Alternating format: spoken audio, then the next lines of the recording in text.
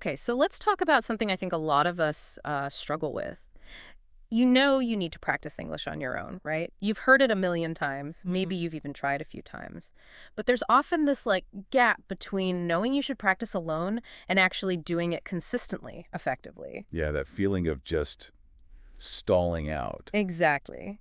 You look at your phone, maybe open an app, grab a book, but it feels like something's missing. Like you don't have a clear plan to turn your own home into a place where you actually, build fluency. That's a really common feeling. So many people understand intellectually that independent study is valuable, but figuring out how to make that alone time truly productive, Yeah. that's often the missing piece. Right. We get stuck thinking we need a partner or a teacher right there all the time, Mhm. and we kind of overlook the incredible potential we have right where we are in our own space. And that's exactly what we're diving deep into today. We want to get past the usual advice, just practice and really unpack specific, practical ways you can make your home your best English learning zone. It's not just about ticking a box that says practiced. It's about building a real system for confidence, for actual measurable progress. Yeah, our goal here isn't just a list of tips. It's about helping you shift your mindset, fundamentally, and giving you actionable strategies, things grounded in how we actually learn. We want to show you how to use the power you already have inside you to become your own best teacher, really. Your own practice partner, too. Exactly. And here's something people don't always realize. Every single fluent speaker, every expert you admire, they spend a lot of time practicing alone. That's where so much of the real work happens. Understanding how to make that solo time count is the first big step. #, realizing the power of solo learning. Okay, so let's tackle this big mental block head on. A lot of learners really believe deep down that proper English fluency only happens in a classroom or, with a teacher, or maybe if you're lucky enough to have native speaking friends around all the time. It's a pervasive idea. Yeah, you see people speaking fluently online or whatever, and you think, oh, they must have something special, or they had opportunities I don't have. And that thought, that feeling of, I can't do this by myself, it really holds people back. It's like you're just standing outside a locked door. Absolutely. And it's more than just a passing thought. It can become a real limiting belief. From a learning perspective, it creates what we call an affective filter. It's Yeah. like this emotional barrier that actually gets in the way of taking in the language. Right. You start feeling like you need someone else to tell you you're doing okay, and you lose that sense of control over your own learning. Yeah. But here's the crucial shift, the real insight. You absolutely can learn English effectively alone. You have that power right in your own room. Often it just takes a small adjustment in how you think about it. And making that mental switch, deciding, okay, I'm taking charge of this, that feels incredibly powerful. It is. When you make that conscious choice to practice solo, you stop waiting. You stop waiting for the perfect teacher, the perfect class, whatever. You're saying, okay, my journey starts right now, and it starts with me. That changes everything, doesn't it? It makes you the driver, not the passenger. Precisely. It puts you in control. I actually remember feeling that way myself when I was learning Spanish. After classes, I'd sit with my notebook and just feel stuck. Kind of lonely, actually, without someone to practice with. Yeah, I get that. It felt isolating. Then I saw this short video. It wasn't even about fluency, more about developing your inner voice. And it just suggested talking to yourself, listening back, reading out loud. Which probably sounded a bit weird at first. Oh, totally. My first reaction was, talk to myself. Seriously. Yeah. But the idea behind it, about internalizing the language patterns, that kind of clicked. So I tried it, just short sentences, look into the mirror, and it was a real light bulb moment. I realized, okay, my own voice can be my first partner. My own brain figuring things out can be my teacher. It completely shifted my focus from needing external help to realizing I could cultivate the skills internally. Wow. So if you're feeling that hesitation, that awkwardness, don't worry about it. It's totally normal. It's part of figuring out how to be your own guide. And that path, that solo practice, it really is the way pretty much everyone gets good, isn't it? Every single person who speaks fluently, all the experts, they've put in the hours alone. Absolutely. Hours and hours. Sitting in their rooms, saying words over and over, looking in the mirror to check their mouth shape, reading texts out loud to get the rhythm, Listening, repeating. making mistakes, trying again. That's not some secret trick for the gifted few. That is the process. That's how fluency is built for everyone, and it can be for you too. And practicing alone gives you this incredible freedom. You're not tied to anyone's schedule. You don't have to pay anyone. But maybe even more importantly, you're free from feeling judged. Yeah, that's huge. That affective filter we mentioned, Yeah. it drops away. You can try out weird pronunciations, say a phrase 50 times if you need to, stumble over grammar, Yeah. and nobody cares. It's just you and the language. That safe space is absolutely essential for building real, solid confidence. It's where you make the language your own. That idea of a private safe space, I love that. No one watching, no judging eyes. You can repeat things endlessly, listen again and again, write slowly without feeling rushed. That's where confidence really grows because you're not trying to perform, you're just learning. Exactly. And it lets you fight back against those nagging thoughts, oh, it's too late for me, or I'm too old, or my English is just too basic. Those are just thoughts. They're not facts. Right. Our brains can learn languages our whole lives. Every day is a new shot. And like any big skill, it starts small, so small. Just one word today, one sentence. Listen to one tiny audio clip. These little steps, they seem tiny, but they add up. They build big changes over time. So, okay, for everyone listening right now, make that choice. Don't put it off. You have this power. Give yourself this gift of learning on your own terms. And let's do something right now. Look around your room, find one thing. Anything. Say its name in English out loud. Now say one simple thing about it, like the lamp is blue or my chair is soft. Say it out loud and maybe even crack a little smile. Here, there. You just started. That's your first solo practice moment. That tiny action, that's the start of everything.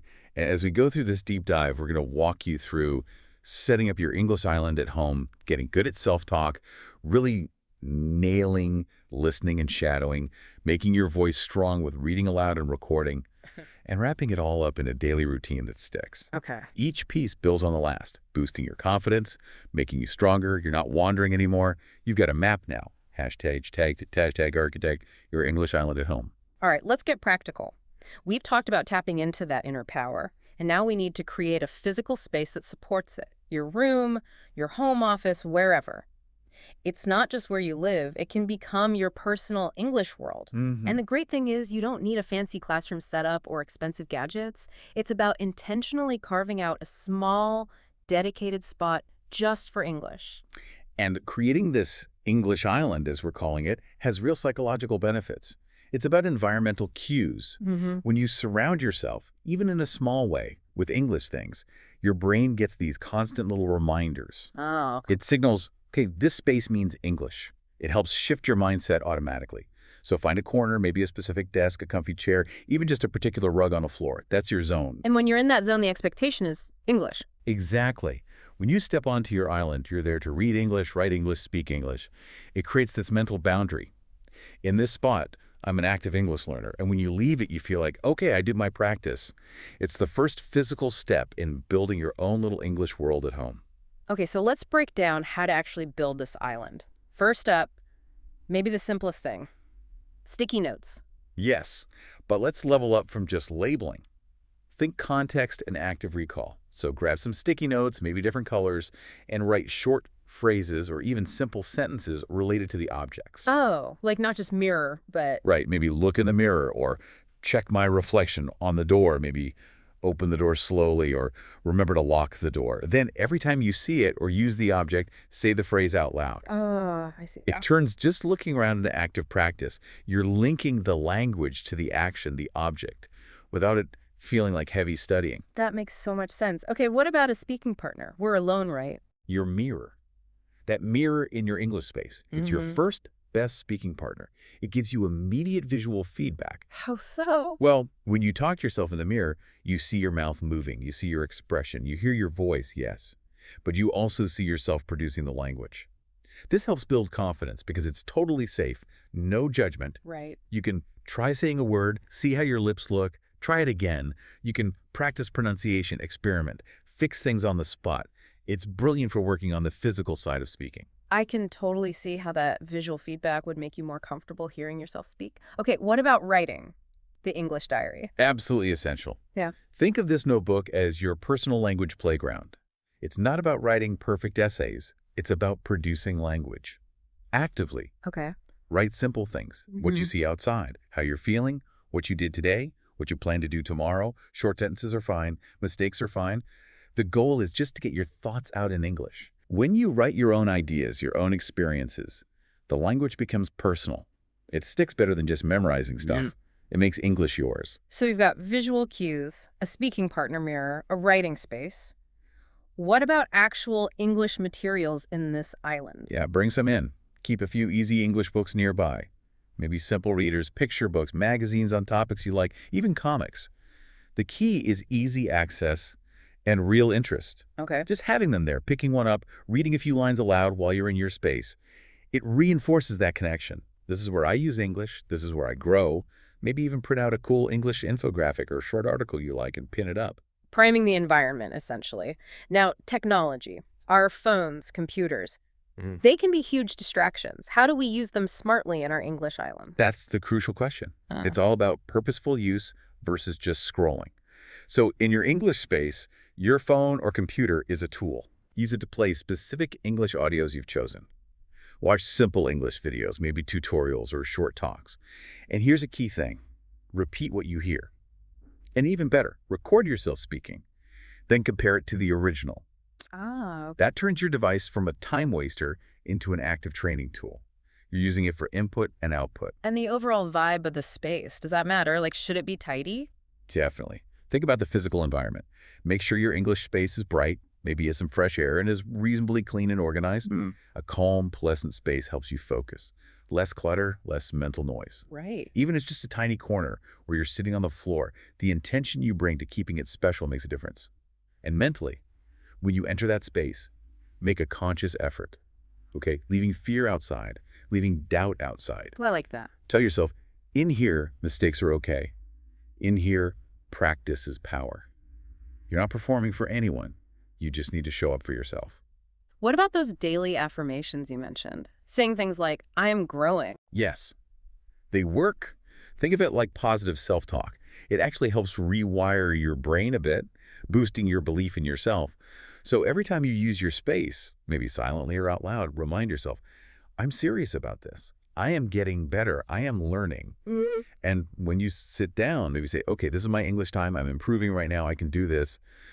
These little mental boosts build hope and make the practice feel more meaningful. So it's really about more than just arranging furniture. It's about taking daily action that starts to change how you see yourself. That's the core of it. Confidence doesn't just appear, it grows out of doing things consistently. Your English island is the place where you do those things. Creating this space is like building a new identity. You're telling yourself, I am an English learner, I'm serious, I'm building my future. Taking control of your environment to support your dream. That's a really powerful move. Okay, immediate action step. Right now, pick a spot, any spot.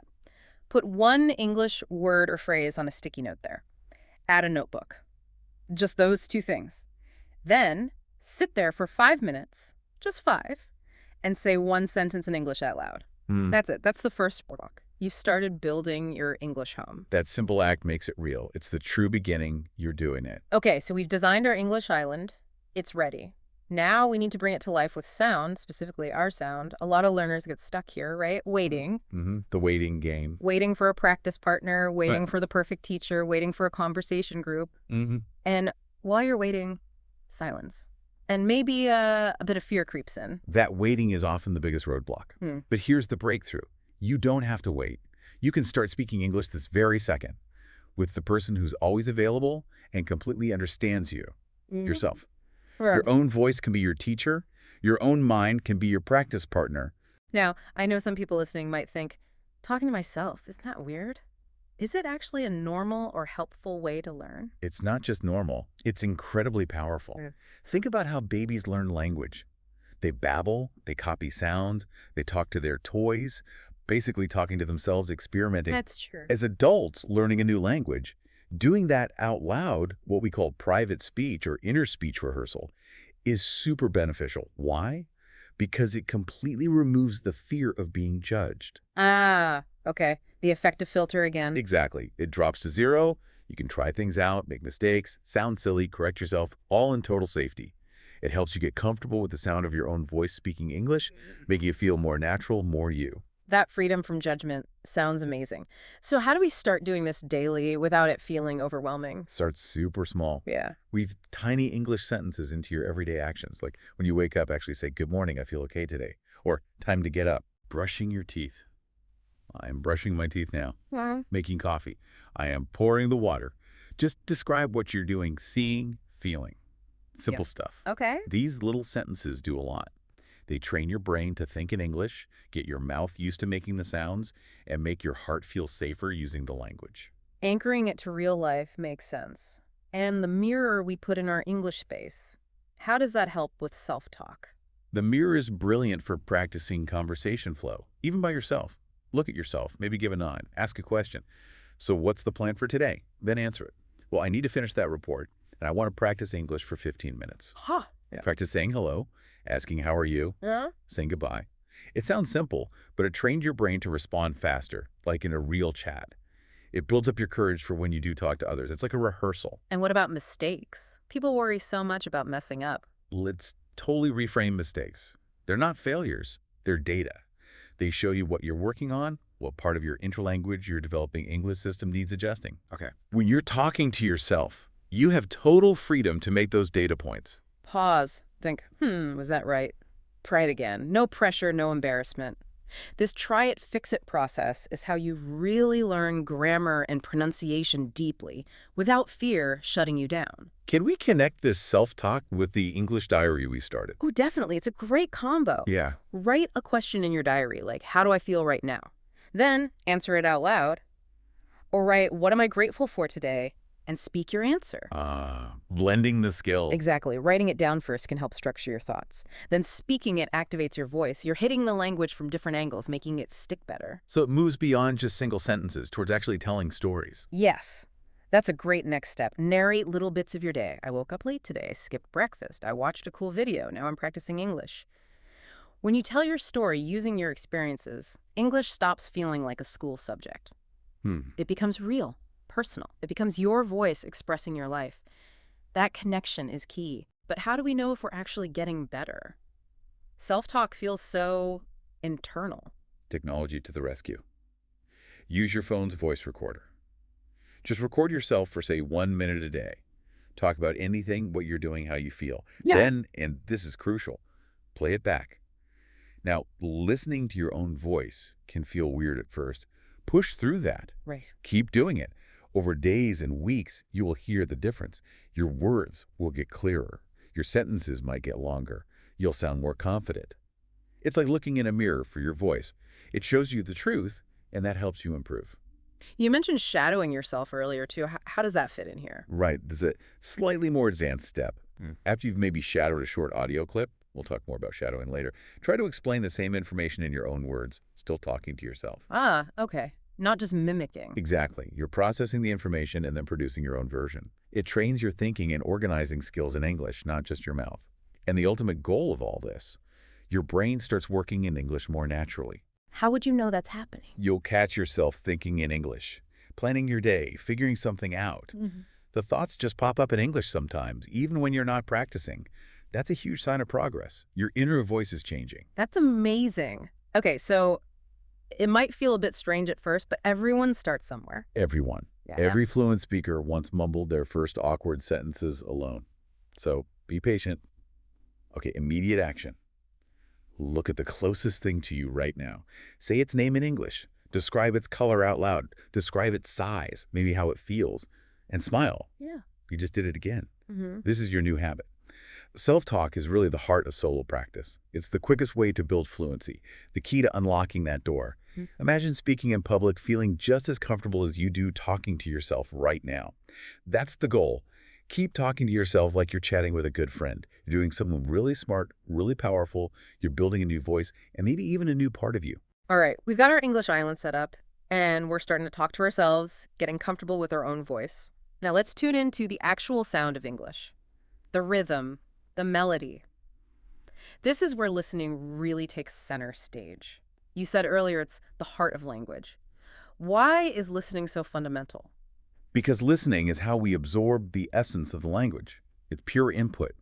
When you really listen, you're filling your brain with the authentic sounds, the intonation, the natural flow, how real English feels. Right. A big mistake learners make is focusing too much on just reading or writing. Then, when they try to speak, the words might be right, but they sound kind of heavy or broken, not natural. Yeah, I know that feeling, like the words don't flow right. Exactly. It's often because their ears haven't been trained enough. Consistent listening literally changes how you perceive the language. Yeah. It starts to sound less like separate words and more like music. Music. How so? You start noticing the ups and downs, the stress patterns, the little words that connect ideas smoothly. Your ears get sharper, your brain gets faster at processing, Mhm. and you begin to understand things without having to translate every single word in your head. That deep listening is what prepares you to speak more naturally and confidently. Okay, that music analogy makes sense. So what should we be listening to? There's so much out there. There is short videos, kids' stories. They're often great for simple language and clear-speaking podcasts, songs, anything, really. But here's the secret. Choose something simple to start. Simple. Find audio with a relatively slow, clear voice. And this is vital. Pick a topic you actually enjoy. If you like it, you'll remember more and you'll want to listen again. Don't start with super fast, complex stuff with tons of slang. Build up to that. Makes sense. Start easy, make it enjoyable. How do we build this into a daily habit? Just 5 minutes a day can make a huge difference. Seriously, 5 minutes. Put on headphones, maybe close your eyes, and just listen. And here's the key instruction. Try not to translate in your head. Don't try to write things down while you listen. Just absorb the sound. Feel the rhythm, feel the voice. This trains your brain to process English directly, which makes your own speaking sound much more natural later on. Okay, just listen. Got it. Now let's talk about shadowing. It's a technique people mention a lot. What exactly is it? Shadowing is basically listening and speaking at the same time. You're trying to copy the speaker like an echo. Or, like we said, dancing with the audio. Dancing with the audio, I like that. Yeah. You play a short bit of audio, listen once, then play it again and try to speak along with it, copying the speaker's voice, their speed, their tone, even their feeling, as closely as you can right as they're speaking. Wow, okay. Why is that so effective? Because it directly trains your mouth muscles to move in English ways. It teaches you the natural rhythm and flow, makes your English sound much more alive, less robotic. It connects your listening directly to your speaking muscles. Sounds intense. How do you start without feeling totally lost? Start tiny, micro-shadowing. Pick just one short sentence. Play it. Pause. Say it yourself. Yeah. Okay. Okay. Then play it again, and this time try to say it with the audio. At the same time, focus on the rhythm, the music of it. Do that maybe 3 times. Then try saying the sentence on your own, from memory, Okay. breaking it down. Exactly. The goal isn't perfection right away. It's just getting your mouth and ears used to the feeling, the sound. Your brain catches up. I can imagine this feeling really weird or embarrassing at first, even alone. Oh, it totally can. You might feel shy or think you sound silly. But remember your English island? Your safe space? Right. In there, it doesn't matter. You can be loud, repeat 50 times, laugh at yourself, make tons of mistakes. Nobody is watching. That safety is key to letting yourself experiment and learn. So what happens over time if you stick with this? Each time you shadow, you get a little stronger. Your mouth gets faster. Your brain processes quicker. Listening and shadowing together are like food and exercise for your English. They feed your mind with sounds, give energy to your speaking muscles, make you clearer, more confident. Combine this with the self-talk and writing we talked about. Now you've got a complete learning circle working for you. Can you use technology to make shadowing even more targeted, like for accent? Yes, definitely. This brings in more self-awareness. Record yourself while you're shadowing a clip. Then listen back to your recording and compare it directly to the original speaker. Oh, interesting. Notice the differences. Where's your rhythm off? Which sounds are different? Then try shadowing that bit again, focusing on fixing those specific things. It's like having a mirror, but for sound. It really speeds up improvement. And throughout all this, keeping it fun is important. Absolutely critical. Don't forget to enjoy it. Choose topics, stories, songs you genuinely love. When you're having fun, your brain is more open, your mouth is more relaxed. It makes learning stick and makes you want to keep doing it.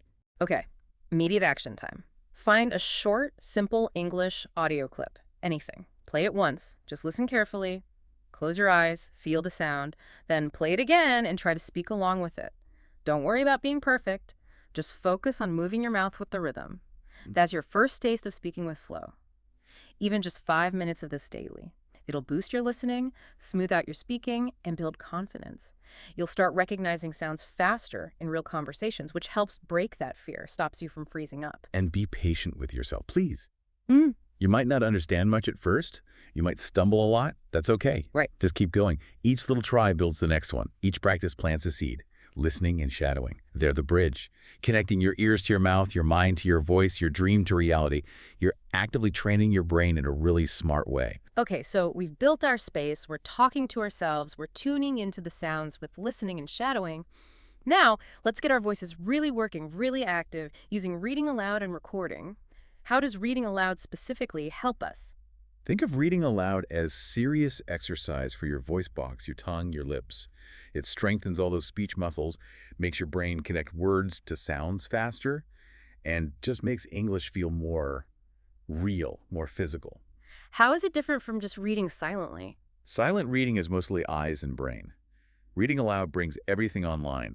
Your voice feels the rhythm, your ears hear the sound immediately, and your brain locks together the letters, the sound, and the meaning. It builds that crucial bridge between understanding written words and actually speaking them fluently. But that shyness factor comes up again, doesn't it? Worrying about your accent or just hearing your own voice? It does. It's very common. People worry they'll sound bad or make mistakes. But again, that's where your private English space is your superpower. Right, the safe zone. Exactly. In there, you're free. You can be loud, you can be dramatic, you can stumble. This is your training gym for your voice. No audience, no pressure, just growth. So how do we practice reading aloud effectively? Is there a structured way? Yes. Start strategically. First, pick something short and simple. A kid's story, a basic news article, a dialogue from a textbook, something easy to manage. Okay. Then, read slowly at first. Really focus on each word. Don't rush it. Feel the sounds. Move your mouth deliberately. Listen to how you sound. Repeat sentences that feel tricky. This trains your mouth for accuracy. Slow and steady first, then what? Once you feel a bit more comfortable with the mechanics, start picking up the pace slightly. And then add expression. Read it like you're telling an exciting story or acting it out or explaining something important. Wow, like performing it a bit. Exactly. Inject some energy. This helps you find your natural English voice, Yeah. not just a flat reading voice. It builds confidence and makes it way more engaging. Okay, that makes sense. Now, recording ourselves. You called it a secret feedback tool. Why is recording so powerful? Because recording makes your practice visible, or rather audible. It's like holding up that mirror to your voice again. It gives you objective data on how you actually sound. Okay. You can hear your pronunciation, your rhythm, your hesitation points in a way you just can't while you're speaking. It turns practice from just doing it into something you can measure and improve systematically. So how do we do it? Just hit record on our phone? Pretty much. Use your phone, use your computer, press record, read a short text. Clearly, don't aim for perfection. Just aim for clarity. Then play it back. Listen carefully. Yeah. What sounds good? What sounds a bit off? What do you want to change? Then try reading it again, focusing on those points. Record again, listen again. Each loop makes you stronger. It's a powerful self-correction cycle. And we can record our self-talk too, not just reading. Oh, absolutely. Record yourself describing your day, tell that little story we talked about, answering a question out loud. This is maybe even more powerful for seeing growth. Because when you listen back week after week, you'll hear it. Your voice getting clearer, your sentences flowing better, that tangible proof of progress. It's incredibly motivating, makes you feel proud and want to do more. That sounds great, but it also sounds like you could get really critical of yourself listening back. That is the danger zone. It's so important. Do not judge yourself harshly, please. And absolutely, do not compare your recording to a native speaker or some fluent friend. That's not helpful. So what do we compare it to? Compare today's recording to last week's recording. Compare yourself now to your past self. That's the only comparison that matters. And when you do that, you will see change. You will hear improvement. And that gives you hope, energy, and solid proof that your practice is working. Okay, focus on personal progress. Got it. And how do we keep this from feeling like homework? Make it fun. Play around. Read in funny voices. Pretend you're different characters. Read poems dramatically. Sing English songs out loud while recording. Perform little one-person plays. Okay. That excitement makes learning enjoyable. It stops it from becoming a drag. So, for a daily habit, what's a realistic goal? Just 5 minutes a day of reading aloud. And record one tiny clip, even just one paragraph or one sentence. That small daily action builds a really strong skill over time. Imagine listening back after a month of doing that every day. You'll hear the difference. You'll hear the power you built yourself. And does this help our listening too? It feels very focused on speaking. It absolutely helps listening. When you speak, you train your ear to catch sounds. When you record and listen back critically, you train your ear to notice tiny details. It's like double practice for your ears. Makes your understanding faster, your pronunciation sharper, your memory stronger. Wow. Okay. Immediate action. Pick one simple English sentence right now, read it out loud, record it, play it back just once. That's Yeah. it. That's your first moment of recorded proof, your first sign of tangible growth, your first little boost of earned confidence. You might feel nervous doing it. That's Yeah. totally fine. But day by day, as you keep doing it, your voice will open up, your mouth will move more easily, your heart will start to believe. This is how fluency truly begins. Reading aloud and recording. That's your power tool. Gives you feedback, gives you courage, gives you your voice. You're becoming your own teacher, your own coach. Okay, we've covered so many great techniques. The English Island, self-talk, listening, shadowing, reading aloud, recording. But how do we tie it all together? What stops this from just being a bunch of good ideas we try once or twice and then forget? What's the real secret to making lasting progress? The secret, the absolute key, is a consistent daily routine. That routine is the bridge. It connects your dreams of fluency to the actual results. It turns scattered efforts into steady, confident speech. Because otherwise it's easy to just drift off. Right. Start strong, then fizzle out. Exactly. That burst and fade cycle is so common. People get excited, study intensely for a few days, then life gets busy and they stop. Yeah. And then they feel like they failed. A daily routine breaks that cycle. It builds a powerful habit. It teaches your brain, okay, this is something we do now. It teaches your heart to stay steady, and it literally trains your body to keep moving forward, even just a little bit, every single day. So does this routine need to be like hours long to be effective? Not at all. Yeah. That's another misconception. Your routine doesn't need to be long or difficult. Honestly, even 10 focused minutes a day is powerful. Even 5 minutes of speaking, reading just one paragraph, it's enough. Really? Just 10 minutes? The magic isn't in the duration initially. It's in the consistency. Showing up every day, doing it even when you're tired, doing something. That relentless consistency is what builds momentum. Okay, consistency over duration. Got it. Yeah. How do we protect that time? Life gets so busy. You have to consciously create a little bubble of time each day just for English. Maybe it's first thing in the morning, maybe during your lunch break, maybe right before bed. Pick a time that realistically works for you most days. And then guard it fiercely. Yes. Treat it like an important appointment with yourself, because it is important. When you sit down in your English space at roughly the same time each day, your brain learns, okay, focus time. Your mind gets ready quicker.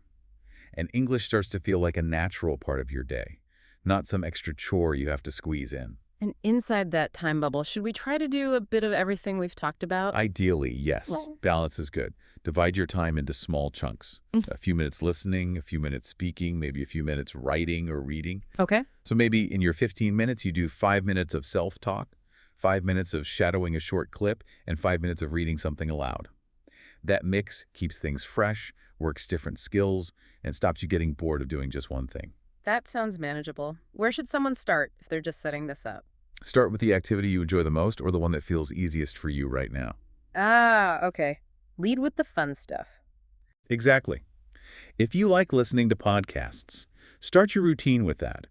If writing feels comfortable, begin there. Starting with something you enjoy makes you feel good, makes you more likely to stick with it.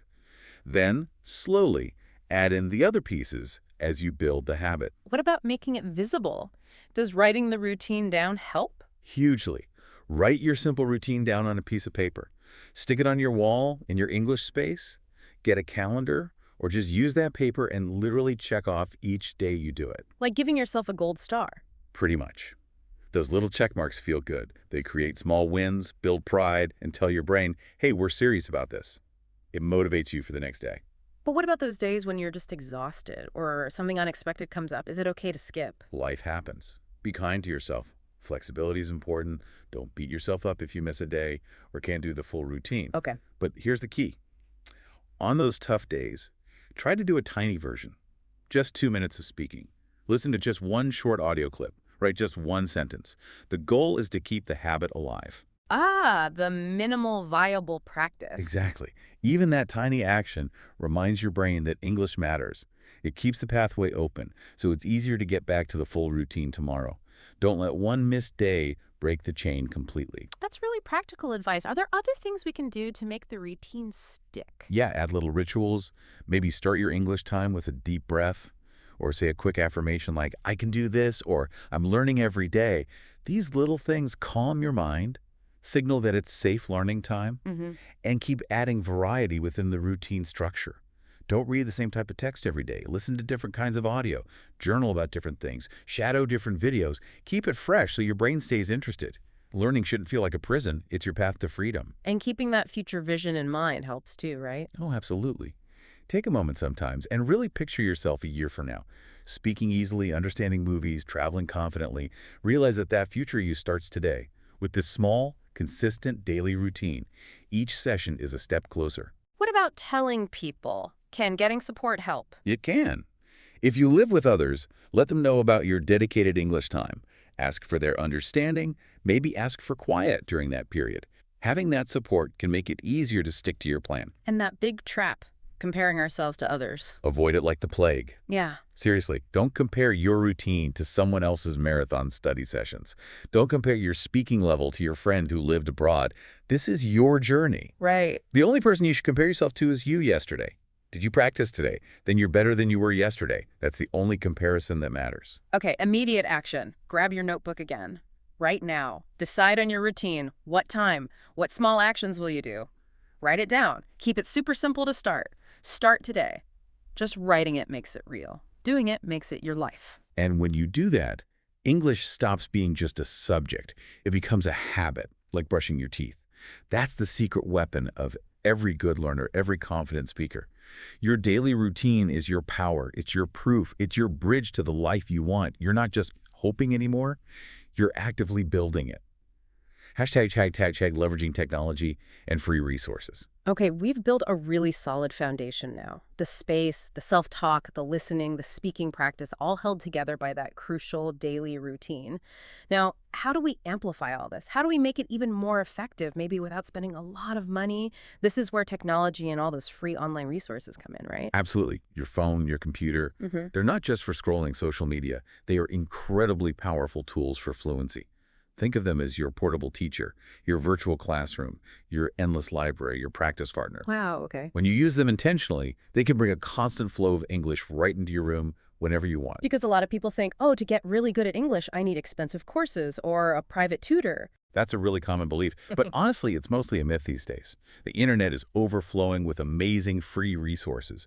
Videos, apps, podcasts, stories, exercises. It's all out there. So the problem isn't lack of resources. Not at all. The real challenge is learning how to choose the right resources for you and how to use your time with them wisely. You need a plan. Otherwise, technology can easily become a distraction instead of a tool. Okay, so let's talk specifics. What are some great free resources and how do we use them strategically? YouTube is an absolute goldmine. Seriously. Search for channels specifically for English learners. You'll find videos with slow, clear explanations, easy stories, listening practice. Watch one short video a day. Pause it. Repeat phrases. Yeah. Shadow the speaker. You can even slow down the playback speed on most videos if the person is talking too fast.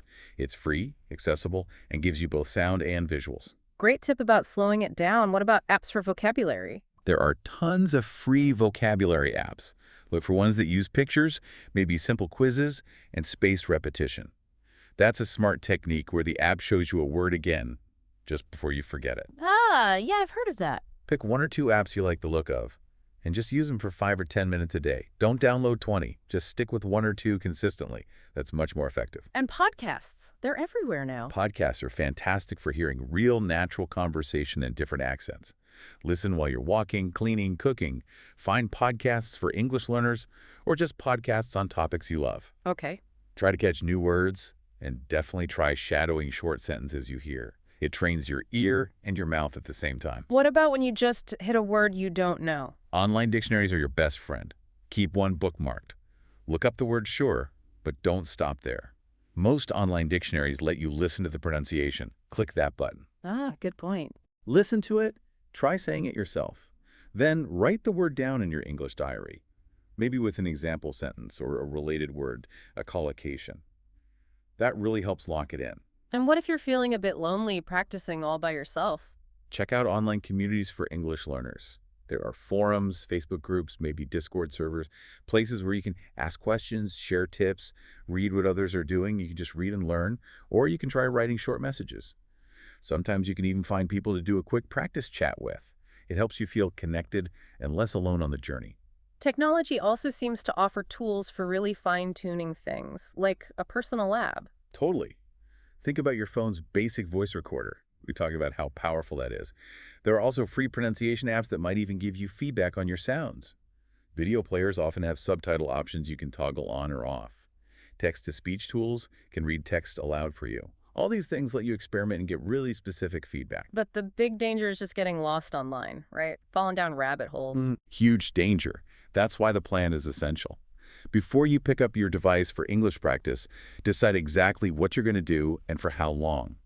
10 minutes on this podcast episode, 5 minutes on my vocab app, 5 minutes shadowing this YouTube clip. Got it. Be specific. When you have that specific plan, you control the technology. It serves your goal. Without a plan, it controls you. And recognizing the small wins helps keep you motivated with tech, too. Absolutely. Learned a new word from your app today. Finished listening to that podcast episode? Recorded your voice and it sounded clearer than last week? Acknowledge it. Pat yourself on the back mentally. Those little wins fuel you to keep going. How do we best fit these tools into the routine and the English island we've already set up? Make it seamless. Have your phone or tablet ready in your English space. Maybe have your favorite app open or your go-to YouTube channel bookmarked. Less friction means you're more likely to just dive in when your scheduled time starts. And that vision of the future fluent self. Technology helps build that, too. Definitely. Picture yourself. You wake up, you listen to a quick English podcast while making coffee, you do your self-talk, you watch and shadow a short video during a break, you jot down a new phrase in your digital notes, all using free tools, all from home. That confident future you is built with these consistent tech-powered actions. And it doesn't have to be boring, right? Tech can be fun. Please, make it fun. Play English learning games. Watch cartoons or simple shows in English. Follow Instagram accounts that teach English in fun ways. Read short, interesting posts. Leave comments. Ask questions. Laugh. Learning sticks better when you're enjoying it. But still keep that balance. Yeah, right. Not just passively consuming. Always. Use technology for all the skills. Don't just watch, speak. Don't just read, write, summarize, comment. Don't just listen, interact somehow. Engage all sides of your English brain for the best results. Okay, immediate action. Pick one free resource, just one. A video, a podcast, an app you haven't tried. Use it right now for 5 minutes. Speak one thing aloud, write down one word, record one sentence. That's your first step in mastering these tools. You've got the space, the voice practice, the routine, now the tools. You're not just practicing randomly anymore. You're building a system. And that system is what will carry you to fluency. It proves you can do this. #hashtag from solitary practice to real-world confidence. Wow, okay. What a journey through the nuts and bolts of practicing alone.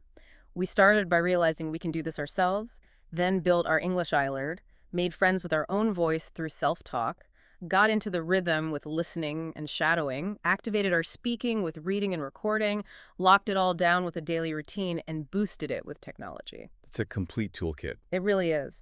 So now, the big question, how do we take all this amazing work we've done in private and turn it into real confidence when we actually have to, talk to other people? That's the crucial transition, isn't it? Taking that private world and making it your public power. And the first thing to understand is that confidence isn't usually like a switch you flip. It grows slowly, steadily. Like a plant. Exactly like a plant. Every solo practice session is like watering it. Listening feeds it. Speaking aloud gives it sunlight.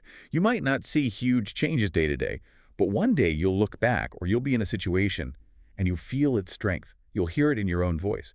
That's the result of all your steady effort. So all that work alone builds something real, even if we don't always feel it. It builds what I like to call invisible muscles. Your ears get trained. Your mouth gets used to moving in new ways. Your brain gets faster at finding the English words. These are secret skills you develop in private. Okay. And then when you step into a real conversation, suddenly these muscles kick in. You might actually surprise yourself. You'll find words coming out more easily. You'll feel a bit braver than you expected. I like that idea of surprising yourself. So how do we start using these muscles in the real world without freaking out? Take small steps first. Yeah. Graded exposure. Don't aim for a massive debate on day one. Right. Try using just one simple English sentence with a friend who knows you're learning. Or say a basic phrase to a shopkeeper. Write one comment in English online. Maybe join a very low-key online chat group for learners. Okay, baby steps outside the comfort zone. Exactly. Each tiny step outside your English island builds proof that you can do it, and that boosts your confidence for the next slightly bigger step. It sounds like we also need to redefine what confidence even means here. Absolutely. Confidence is not about being perfect. It's not about never making mistakes. Confidence is about being willing to try, even when you feel a bit unsure. Okay. It's about trusting the work you've put in. You will make mistakes when you talk to people. Everyone does, even native speakers. Yeah. But those mistakes won't stop you because you've practiced dealing with them alone. They'll teach you, make you stronger. What about right before you have to speak? Any mental tricks for nerves? Yes, go back to your mirror one last time, mentally or physically. Look Okay. at yourself. Say, I can speak English. I've practiced. I'm ready. I'll do my best. Affirmations again. Yes. It calms your heart, focuses your mind, gets your voice ready. Remind yourself how far you've come. I am stronger now. I am braver now. You've earned this. And remembering our recordings, how we sounded before versus now. That's huge. Carry that memory with you. Remember how hesitant you might have sounded weeks ago? Remember the effort you put in. That knowledge is powerful. It reminds you, I deserve to speak. I've put in the work. It fuels your courage. So when we're actually in the conversation, what's a simple strategy to stay calm and communicate well? Listen first. Really listen to the other person. Take a breath before you reply. Think of one simple sentence you want to say. Say it slowly and clearly. Smile. Make eye contact. It's simple steps. Very simple but effective. It stops you from rushing and getting flustered. It helps you bring that calm, practiced energy from your solo sessions into the real world. What if you do get nervous? Is it okay to retreat back to the safe space sometimes? Totally okay. Yeah. And smart. If a conversation feels overwhelming, it's fine to step back later, go home, practice some more in your English island, read aloud, record yourself, rebuild that feeling of control. Right. Each time you do that practice, try, maybe retreat, practice more. The nervousness gets smaller and the courage gets bigger. Confidence is built by doing, not by waiting until you feel perfectly ready. Action builds confidence. So the goal is eventually just weaving English into everyday life more naturally? That's the ultimate integration. Yeah. Keep up the self-talk even when you're out and about. Leave little English notes for yourself. Listen to English podcasts on your commute. Watch English videos during your break. Make it a constant, gentle companion. The more you expose yourself in these small ways, the less effortful it feels. English becomes less like a task and more like just part of you, a second skin. It really is about celebrating how far you've come, isn't it? And keeping that future goal in sight. Absolutely. Take time to appreciate your progress. Remember, starting. Your first awkward sentence, your first recording. Look at what you've built. A routine, a space, a voice. You are ready. You are growing. You are becoming that speaker. And keep visualizing that future self. See yourself talking confidently in a group, sharing your ideas, people understanding you. That picture isn't just a fantasy. It's the future you are actively creating with every small step you take today. Okay, one last powerful affirmation. Yes. In your English space, maybe right now, close your eyes. Say it out loud. I am ready. I'm confident. I can speak English. Say it again. Feel it. Believe it. Wow. This is your turning point, your promise to yourself, your new identity taking shape. Every small action you take is a brick building your confidence. Every step is part of your power. Every word is a seed for your future. You're not just practicing anymore. You're becoming. You're not just learning anymore. You are living in English. Hashtag tag outro. Well, that was quite the journey, wasn't it? We really dove deep today. We went from feeling kind of stuck practicing alone to understanding the incredible power we actually have right in our own homes. We covered building that personal English island, making friends with your own voice through self-talk, really getting the rhythm with listening and shadowing. Yeah, activating your voice with reading aloud and recording, locking it all down with a daily routine that actually works, and using all that amazing free tech out there. It's a whole system designed to build not just skills, but real, lasting confidence. You definitely have the map now. You've got the tools, you know you have the heart, and you absolutely have the power. It was always there, just waiting for you to unlock it. That's right. You are absolutely ready now, ready to step out, ready to speak, ready to grow, ready to shine in English. Keep up that consistency, be brave, and be incredibly proud of the progress you are making, progress you built yourself. So as you start putting all these strategies into action consistently, here's something to think about. What amazing new connection might you make? What unexpected opportunity could open up? What new, more confident version of you is going to emerge when you unlock your English voice through this powerful solo practice? The potential is huge. Your journey, fueled by your own effort, is really just beginning. Have you ever been there? Sitting at home, really wanting to get your English flowing, but feeling, well, stuck Mm-hmm. because there's no one else around. No teacher, no practice buddy, just you. Yeah. If that sounds familiar, then stick around. Okay, so let's unpack this. Today, we're diving into some really powerful source material that kind of challenges that old idea. The one that says you absolutely need a classroom or a partner to learn English well. Our mission here is to show you how you can actually build real confidence, real fluency, just by practicing English alone, right there at home, turning your own space into this, dynamic learning zone. And it's more than just tips. We're talking a potential shift in how you think about it, realizing you probably already have everything you need to get started, like right now. Yeah, and what's really striking is just how many people feel that exact same way. That frustration, these sources, they really hone in on that first mental hurdle. But they also reveal this liberating truth. You really can be your own best teacher. It's about taking control, and deciding that. That changes everything. Absolutely. And the sources really zero in on that common beliefs, don't they? Yeah. That we need someone else, a teacher, a class, or that other people just have some kind of special knack for it. That feeling of being a bit small or lost when you're trying to learn solo. Mm.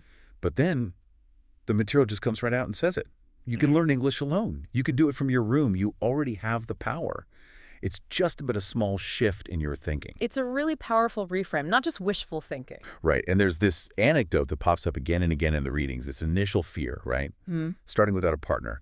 But then discovering that spark, just by talking to yourself, listening, reading out loud, that moment of realizing, hang on, my own voice could be my first partner. My mind could be my teacher. It's quite profound, actually. And it makes sense. Every expert speaker, every fluent person, they all practiced alone at some point, looking in the mirror, repeating stuff, reading aloud, listening, making mistakes, trying again. It's pretty much the universal path. So that solitude isn't a disadvantage. It's a gift. Exactly. It's a private, safe space. No one's watching, no one's judging you. And that fosters bravery, doesn't it? Allows you to repeat endlessly without feeling self-conscious. Gives you focus. Okay, but what about those doubts? Like, oh, it's too late for me, or I'm too old, or maybe my English just isn't good enough to even start. The sources tackle those head on, right? They do. The message is crystal clear. Every single day is a new opportunity. Everyone can learn. Doesn't matter your age or your current level. So the very first step, they suggest, it's super simple. Yeah, just pick one thing, anything in your room. Say its name. Say its name, describe it a little bit out loud, and smile while you do it. And just like that, you've started. You've broken the ice, you've taken the first step. Yeah. And if we connect this to the bigger picture, that initial mindset shift, it's foundational. It's not just about learning English, is it? No, it feels bigger, like self-belief, taking charge. Exactly. Self-efficacy, agency in your own learning, and that freedom from needing someone else's approval, especially early on, that's crucial for building real self-trust in a new skill. The sources really hammer home that alone time is training time. Okay, so if alone time is training time, then your room needs to become the training ground. The sources suggest transforming your environment, right? Hmm. Not needing some fancy setup, but making your room feel like your personal English world. Yeah, it's about creating an English space. Could be just a corner, a specific chair, maybe just part of your desk. It's a mental commitment as much as a physical one. You're telling your brain, okay, here is where English happens. So how do you actually set that up? They mentioned sticky notes, which sounds almost too simple. But it's surprisingly effective. The key is putting the English word on the object, mirror on the mirror, chair on the chair. Then you say the word out loud every time you see it, or use the object. Ah, so it connects the word directly to the thing, not just memorizing a list. Exactly. Multisensory, makes it feel natural, less like studying, stress-free learning, kind of. And the mirror itself, we mentioned looking at it. Yeah, the sources position it as your first speaking partner. It's judgment-free. You see your mouth moving, hear your voice. It builds that crucial self-awareness and, importantly, confidence. Safe space to experiment. Okay. And a notebook, not just for grammar rules. No, definitely not. Think of it as your English diary. Write simple stuff. What you see around you, how you're feeling, what you want to do later. Short, easy sentences. The goal isn't perfection, it's practice. Building your English. What about books? Keep some simple English books nearby. Storybooks, picture books, magazines, whatever you like, as long as it's accessible. Just reading a few lines aloud each day reinforces that this is your growth zone. And tech, phones, computers, Yeah, potential distractions. they can be, which is why the sources stress-wise use no scrolling social media in your English space, use tech actively, play audio clips, watch simple videos, repeat what you hear, record your voice, compare it. It becomes an active training ground. Right, turning passive watching into active learning. And the overall feel of the space. Make it pleasant. Bright, fresh, clean if you can. A calm, happy environment helps focus. And the space is mental too, right? Leave the fear outside. Absolutely. This is where mistakes are welcome. They're just learning opportunities. No need to impress anyone. It's your time. The sources even suggest a little affirmation when you enter, "This is my English time. I am getting better. I can do this." Something like that. Okay, so immediate action for the listener. Choose one spot. Put one English word there today. Get a notebook for that spot and sit there for just 5 minutes.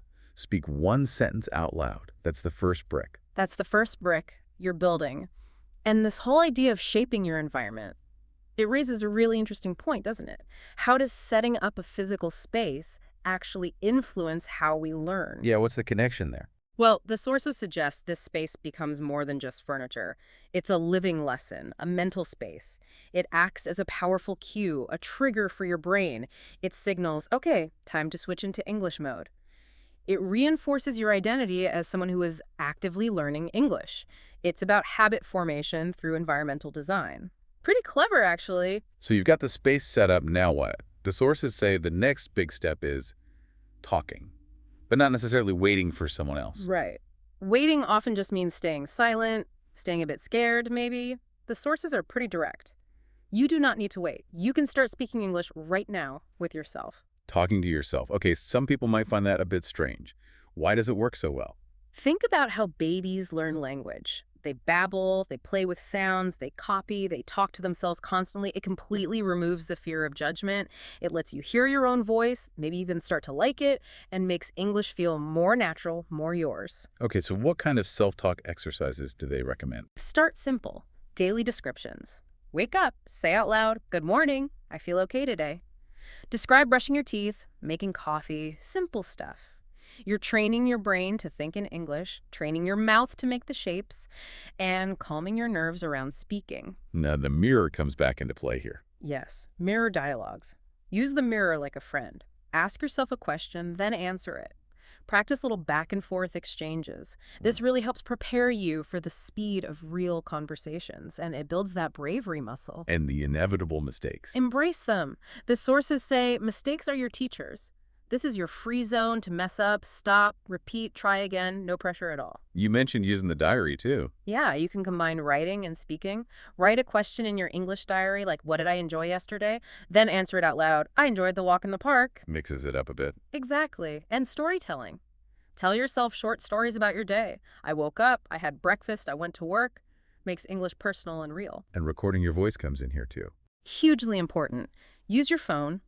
Record just a minute of this self-talk, then listen back. It might feel a bit weird at first, hearing yourself, but it's like an auditory mirror. You'll actually hear your progress over time, clearer words, longer sentences, more confidence. It's tangible proof. So this whole process turns your room into a speaking club of one, the mirror into a friend, and your voice into, well, a tool you're learning to master. And it starts changing your inner voice too, right? You begin to think more naturally in English, even when you're not actively practicing. That's a huge milestone. Okay, immediate action.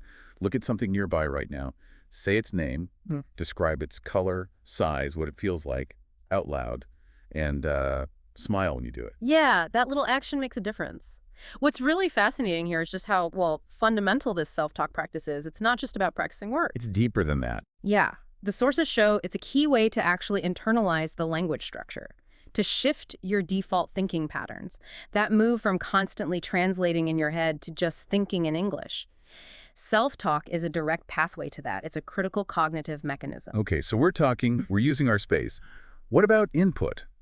The sources talk a lot about listening, don't they? Calling it the heart of language. They really emphasize it because so many learners focus heavily on reading or writing, maybe grammar. And then their speaking sounds a bit stiff or unnatural. Exactly. Heavy or broken is how the sources describe it sometimes. But daily listening, that helps you absorb the natural rhythm, the music of English. It sharpens your ear and speeds up your brain's processing. So how do you listen effectively? Just turn on the radio.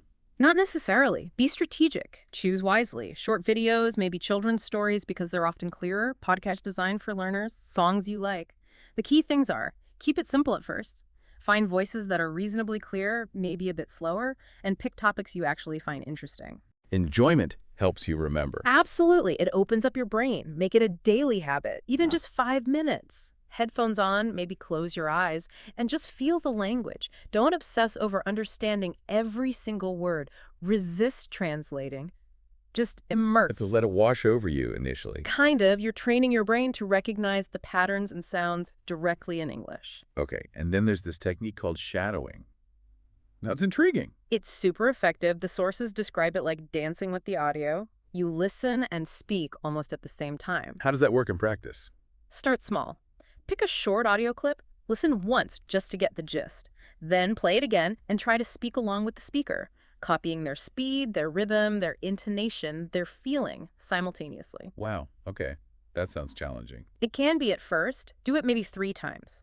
Then try saying the phrase or sentence yourself without the audio playing. The goal isn't perfect mimicry instantly. It's about feeling the sounds physically, letting your tongue and mouth learn the natural flow. And again, your private English space is perfect for this. You can be loud, repeat 50 times, sound silly. Who cares? Exactly. No judgment.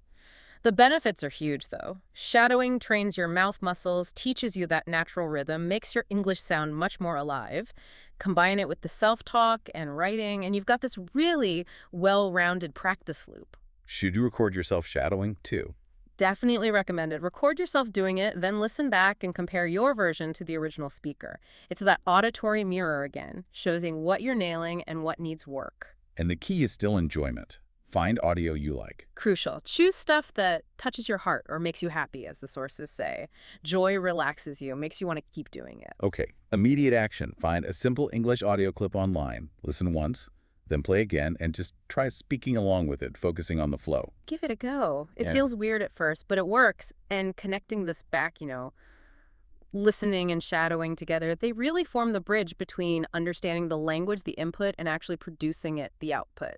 All right, it's not just mental, it's physical. Precisely. It addresses the muscle memory in your mouth, your tongue, training your brain to hear sounds accurately, and then training your body to physically make those sounds. That's vital for thinking and speaking faster in real conversations. So we've got listening and mimicking down. What about reading?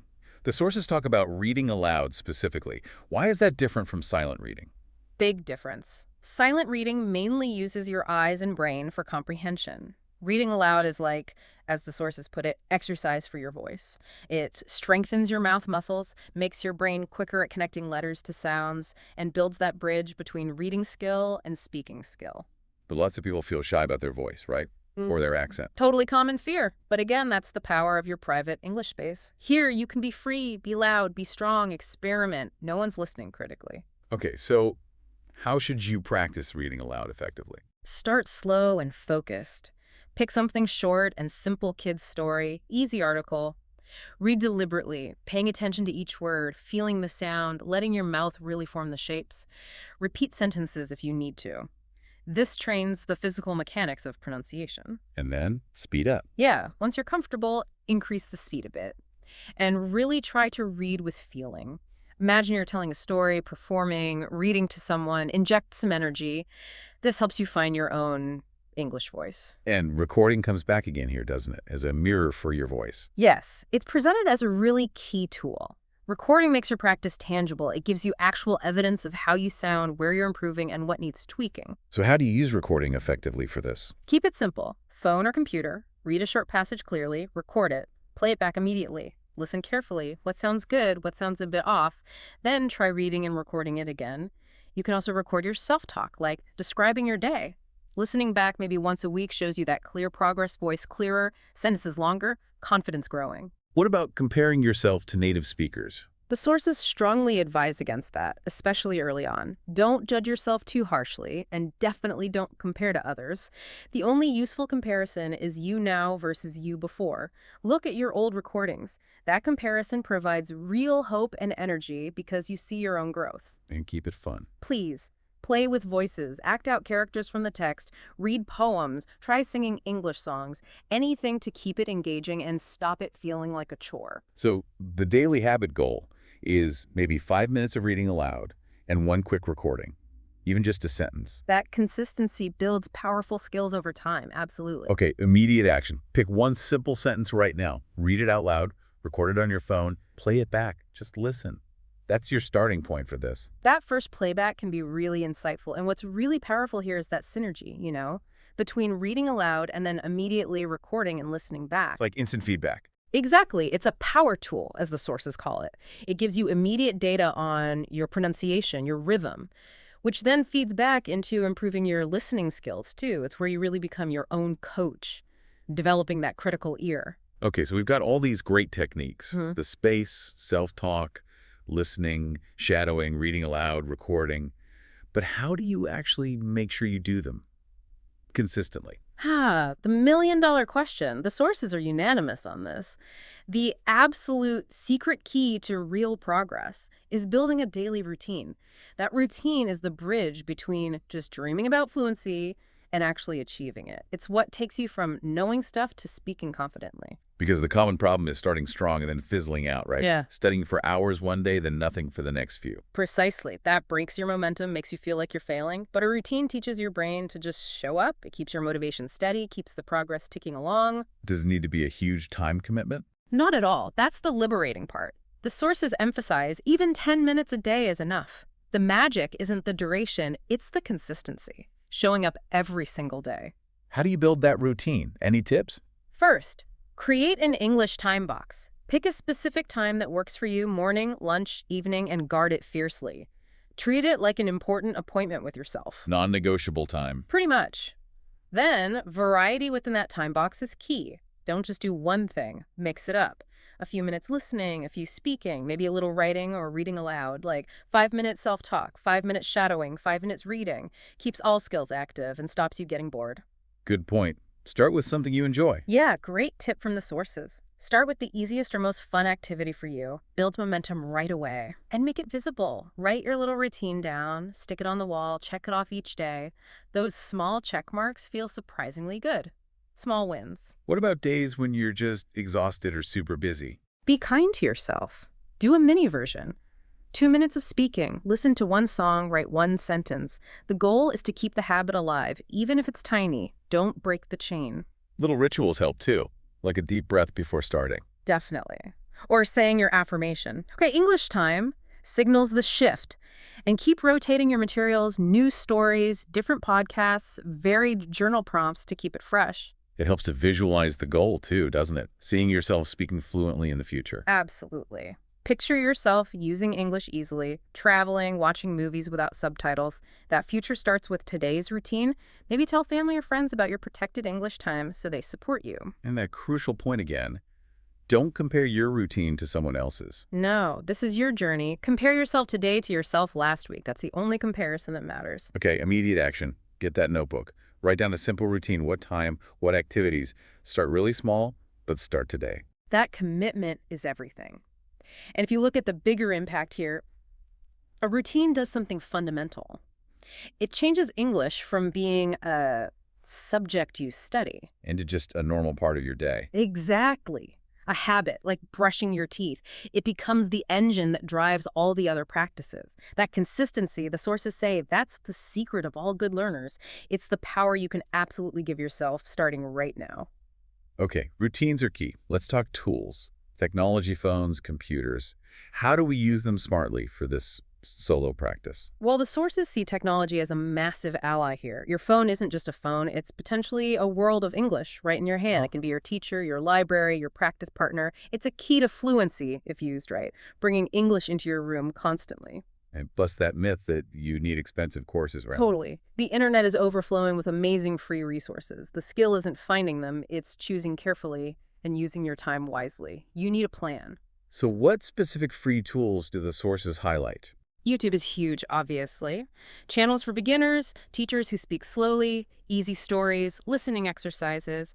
Watch daily, pause, repeat, shadow, even slow down the video speed if you need to. What about apps? There are so many. Yeah, vocabulary apps with pictures and quizzes can be good. The advice is pick just one or two you like and stick with them for maybe 5 minutes a day. Consistency beats trying dozens of apps sporadically. Podcasts. Great for hearing real voices, real stories. Listen while you're walking, cleaning, whatever. Choose simple ones at first. Listen daily. Try to catch new words. Repeat sentences out loud when you can. Online dictionaries are pretty essential too, I guess. Absolutely. Check meanings, but crucially, listen to the pronunciation. Practice saying the word. Write it down. Builds your word bank and your confidence. What about connecting with others, even if it's online? Online communities, forums, specific language learning groups, chats, good places to ask questions, share tips, maybe find virtual practice buddies later on. You can often just write messages initially, which feels less intimidating than speaking, less alone. And the recording tools we keep mentioning. Your phone's built-in voice recorder is perfect. Plus, free pronunciation checker apps using subtitles on videos as a guide, text-to-speech tools to hear text read aloud. It's like your own private language lab.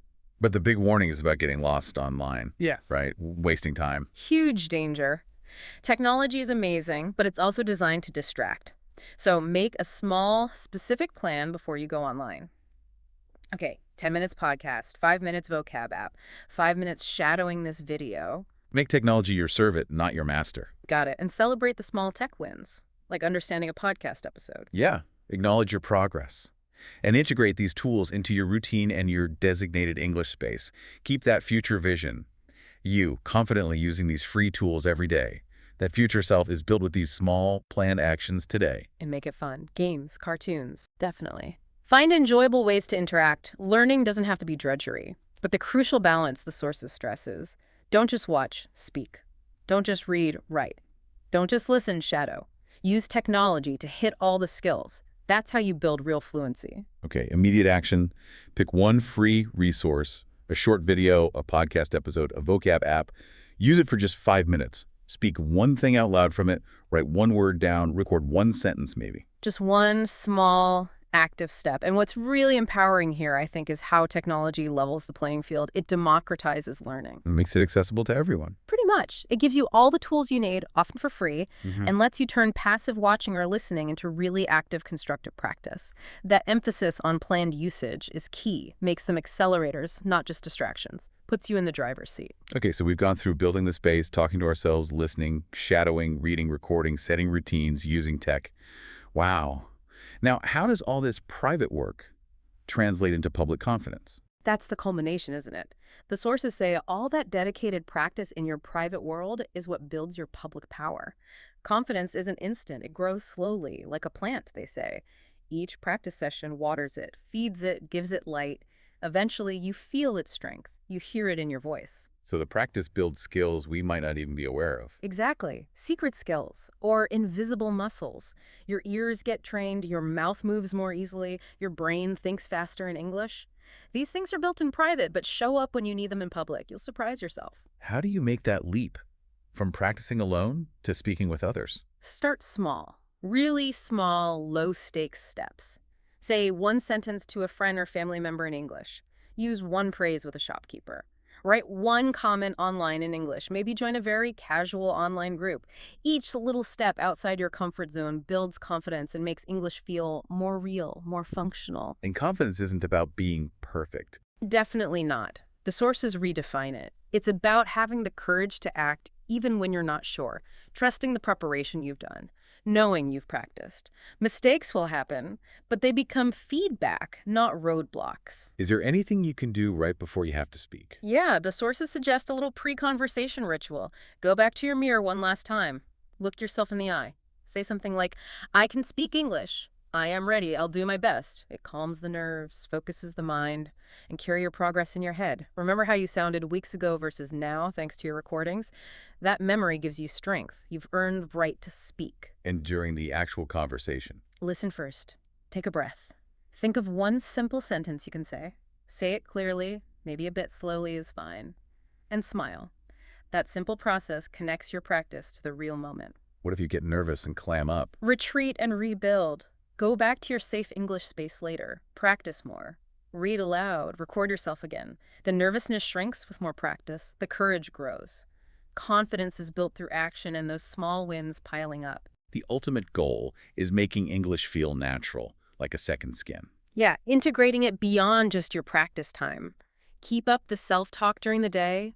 Make little notes to yourself in English. Listen to podcasts on your commute. Watch short videos during a break. That constant low-level contact makes it feel normal, like a friend, not like hard work. So celebrate the journey. Look back at how far you've come. Absolutely vital. Remember that first awkward sentence, that first recording? Compare it to now. You have a routine, a space, a voice.